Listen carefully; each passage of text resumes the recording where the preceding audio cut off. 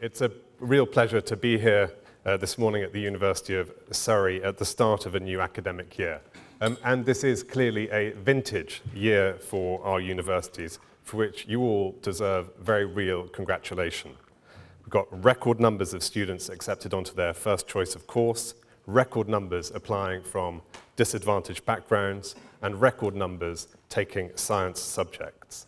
As Julia said, every single additional place you've made available is going to change someone's life. I saw this for myself very clearly a week or two ago when I was with Mary Kernock-Chase up there from UCAS in Cheltenham, when I was able to join the call center team when they were taking calls from people on the morning of A-level results day. And I was privileged enough to be on the line when a young person called up having not received the grades he had been predicted and feared the worst, and was hugely excited to be told that he had in fact secured a place at Oxford Brookes. And that made his dreams come true, and it really brought home to me the potential impact that we have in making these places available. This is a story that's been made possible by steps you've taken and by steps that this government has taken. Half a century ago, the Robbins Report suggested and advocated that university places should be available to all who are qualified by ability and by attainment to pursue them. We are the first government to live up to this guiding principle. Our mission as a one-nation government is to ensure everyone has the potential to work hard and fulfill their potential, the opportunity to do so. By lifting the cap on student numbers, we've ensured that our world-class higher education system is open to anyone with the potential to benefit from it. We've got no target for the right size of the higher education system. We believe it should evolve in response to demand from students and employers, reflecting the needs of the economy. That's why we must make sure that the young people who made it through the UCAS clearing process over the past few weeks feel it was all worthwhile. That more does not mean worse. They must receive the rigorous, stimulating education they want and society needs. So my plan this morning is to set out a broader vision for higher education, foreshadowing a green paper we will publish later in the autumn. Looking back at 2011, when we published Students at the Heart of the System, it's clear that huge progress has been made in transparency and widening participation, but also in the way the system has been put on a stable financial footing and been opened up to competition, with more new providers allowed to enter the market for the first time since 1992. But there is considerable unfinished business, and the Green Paper will seek views on the changes the government believes will be necessary to ensure that the higher education system we have continues to be a great national success story in years to come. At the center of this vision are the young people contemplating their futures in a world where no one owes them a living and they've got to depend on their wits and drive to survive. Well-equipped students ready to contribute to society and to the businesses that are keen to employ skilled graduates in ever-increasing numbers. That was the focus of my last speech to you at Universities UK in July, and it remains my overriding priority. We've all been reminded of the scale of the challenge by the recent CIPD survey Julia referred to, which suggested that almost 60% of graduates are in non-graduate jobs. While that overstates the reality, official statistics in fact show, as you mentioned, that only 20% of recent graduates did not find a graduate-level job within 3 years of leaving college. It is clear that universities must do more to demonstrate they add real and lasting value for all students. Now that we're asking young people to meet more of the costs of the degrees once they're earning, we in turn must do more than ever to ensure that they can make well-informed choices and that the time and money they invest in higher education is money and time well spent. As I said in my last speech in July, the key to that is, in my view, great teaching combined with rigorous assessment, useful feedback, and preparation for the world of work. Our plans to introduce new incentives for universities to focus on teaching via the Teaching Excellence Framework we promised in our manifesto will be a critical element of this autumn's consultation. Speaking to parents and students since taking on this job in May has confirmed for me the extent to which teaching is too variable across higher education. There are many inspiring academics who go the extra mile every day, supporting struggling students, emailing feedback at weekends, and giving much more of their time and energy than duty and contractual obligations ever demand. These are the people who are going to change our children's lives, and I want every student to learn from and have access to the kind of teacher who suffered me when I was at university. People like Martin Conway, a historian who could make even Belgian stamps interesting as we learned about the construction of post-war Europe, or Judith Brown, the biographer of Gandhi, who sparked in me a lasting interest in modern India. But there are also institutions and individual academics that take a different approach, that have struck what academics David Palfreyman and Ted Tapper have recently described in a book on the sector as a disengagement contract with their students. And to quote from one of their chapters, this goes along the lines of, I don't want to have to set and mark much by way of essays and assignments, which would be a distraction from my research, and you don't want to do coursework that would distract you from partying, so we'll award you the degree as the hoped-for job ticket in return for compliance with minimal academic requirements and due receipt of fees. This is not a contract I want taxpayers to underwrite. Because many universities see their reputation, their standing in prestigious international league tables, and their marginal funding as being principally determined by scholarly output, teaching has been allowed to become something of a poor cousin to research in parts of our system. I hear this when I talk to worried parents, such as the physics teacher whose son dropped out at the start of year 2 of a prestigious humanities program at a London university, having barely set eyes on his tutor. Her other son, by contrast, studying engineering at Bristol, saw the system at its very best. He was worked off his feet with plenty of support and mostly excellent teaching. This patchiness in the student experience within and between institutions cannot continue. There is extraordinary teaching that deserves much greater recognition, and there is lamentable teaching that must be driven out of our system. It damages the reputation of UK higher education, and I'm determined to address it.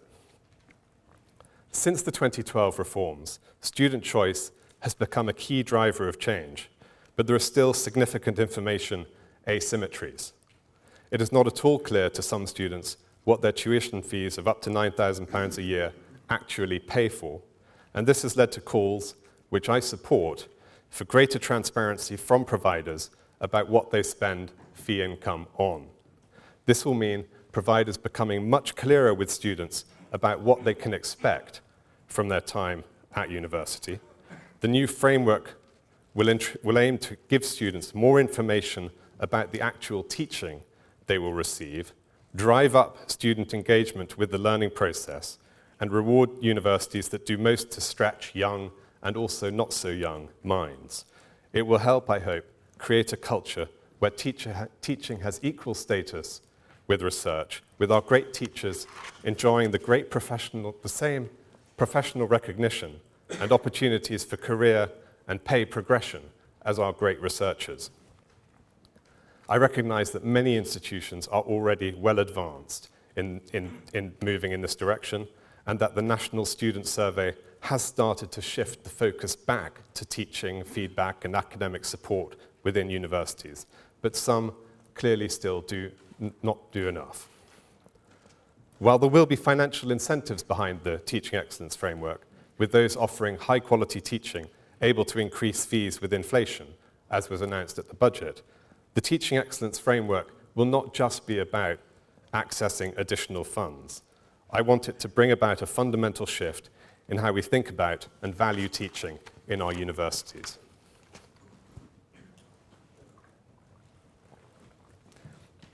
Raising the quality of teaching, then, is at the heart of the Green Paper, but our ambitions extend beyond this important goal.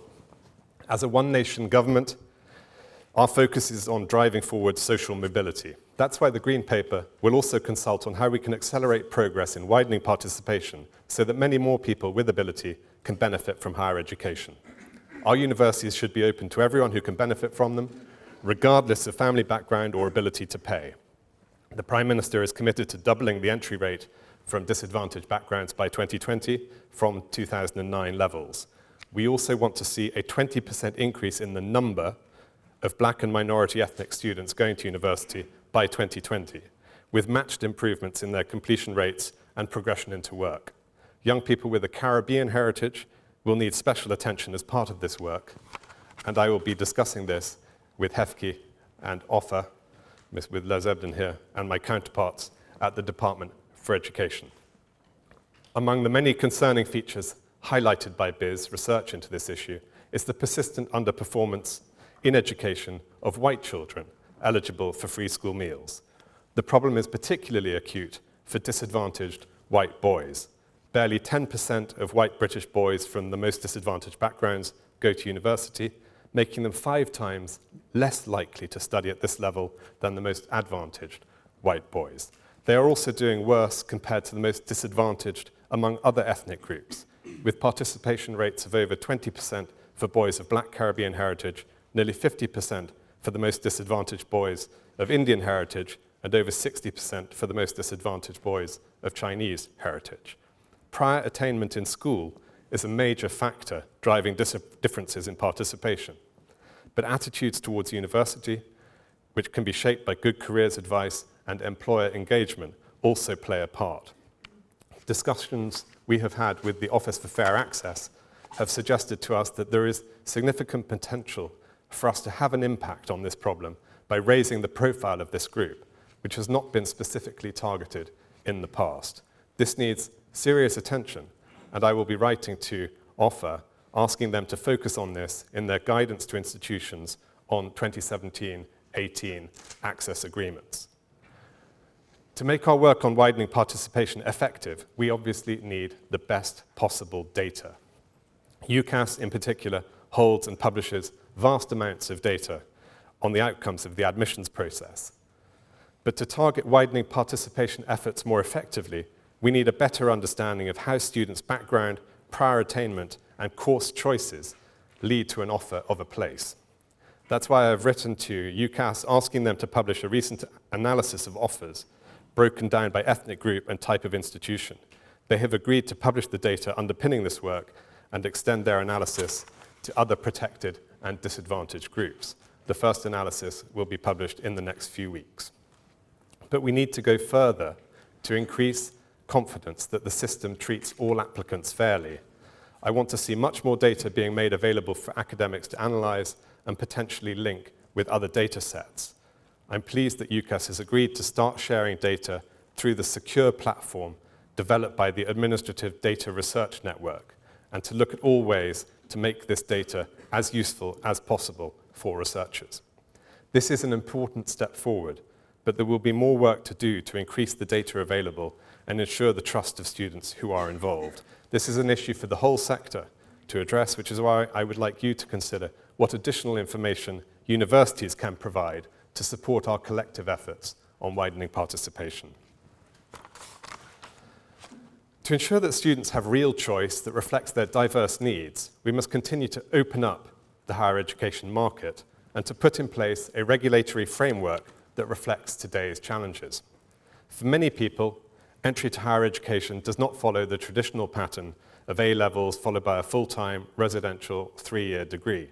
Some choose to undertake a pathway that might include a foundation degree, higher national diploma, a higher national certificate, or apprenticeship, while others enter higher education later in life after a period of time in the workforce. This government values competition. We want a diverse, competitive system that can offer different types of higher education so that students can choose freely between a wide range of providers.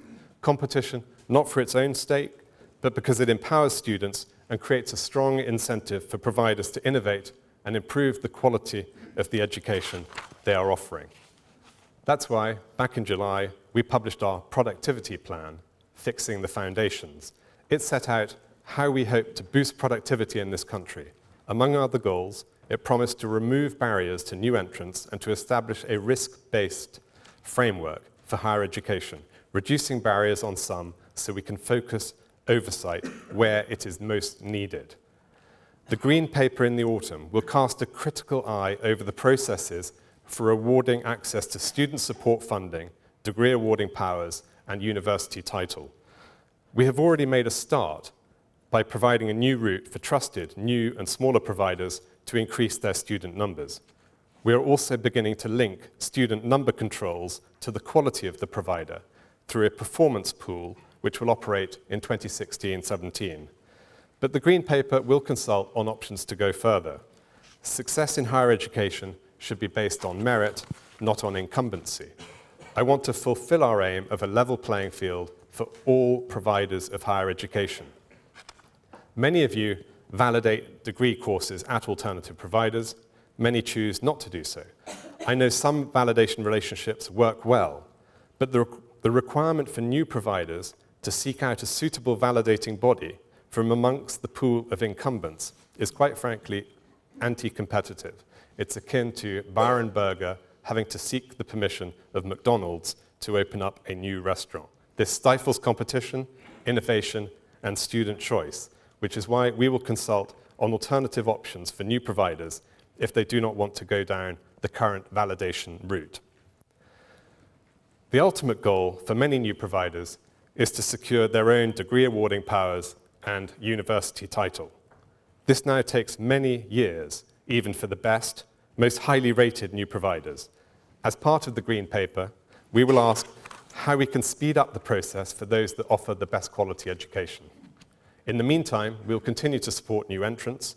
Having taken action to improve the process, I can announce that we will shortly be lifting the moratorium that has been in place for applications for new degree awarding powers and for university title. Once again, we are opening the doors to new entrants and challenger institutions, all in the interest of increasing the choice available to students. Providers entering and leaving the market is a sign of healthy competition and is something of which we should expect to see more. But we need to be prepared for the fact that some providers may exit the market too. Our higher education sector should only have room for high-quality providers. We will therefore be consulting on measures to require all providers to have protection measures in place so that students who benefit from greater choice and diversity do not lose out in the event of provider failure. There will be some who are resistant to this change, those who want to put up the barriers and bar the windows, but I want our higher education sector to remain the envy of the world, and allowing new providers to enrich the sector is part of that. So the reforms we will set out in the Green Paper will improve teaching quality, empower students, open up the higher education market, and drive value for money. To deliver our ambitions, though, we also need to reform the higher education and research system architecture. We are a deregulatory government, and much of the higher education system is ripe for simplification. When I arrived in BIS, the Department for Business Innovation and Skills, my day one pack included a diagram of the higher education landscape. It was a stunning piece of PowerPoint and must have taken a highly skilled hand to produce. But the complexity and the associated cost, both for the sector and indirectly and directly for government, drove home the need for simplification. The market has evolved far more quickly than the regulatory landscape, and that is something we need to address.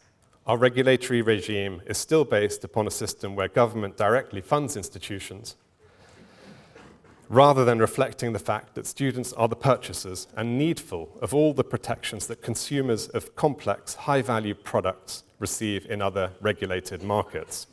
We fund higher education in a very different way now to the block grants of the past.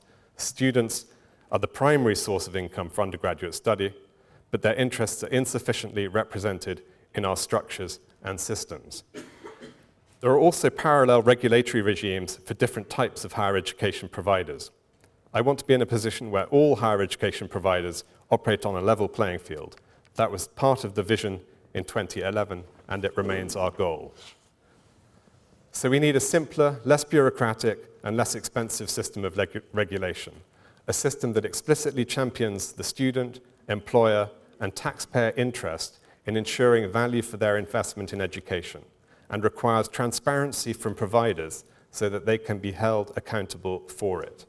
One that protects institutional autonomy and academic freedom and maintains the highest quality of higher education, safeguarding the strong international reputation of English universities. Our thinking will, of course, also take into account the emerging recommendations from Sir Paul Nurse's review of the research system architecture. I'm committed to the maintenance of the principle of dual funding support, to the Haldane principle, and to scientific excellence, but do see scope for a simpler system of delivering vital research funding to universities and opportunities to increase its strategic impact. It is also clear to me that there are many in the sector demanding a process for assessing the quality of scholarly output that is less bureaucratic and burdensome to academics and takes up less of the time that they could be more fruitfully spending on research and also, of course, on teaching. So in conclusion, as we celebrate record student numbers, we need to recognize that there is significantly more to be done to reshape the higher education landscape around students themselves. More to be done to drive up the quality of teaching and ensure all students can aspire to a fulfilling graduate career. And more to be done to widen participation so that everyone has the opportunity to get ahead. More to be done to reduce the regulatory burden and create a level playing field for new competitors. More to be done to increase the efficiency and strategic impact of our research. With these changes, I believe how our higher education system can fulfill its full potential, not just as an engine of economic growth and productivity, but also, now that student number controls have been lifted, as the most powerful driver of social mobility we have. Thank you.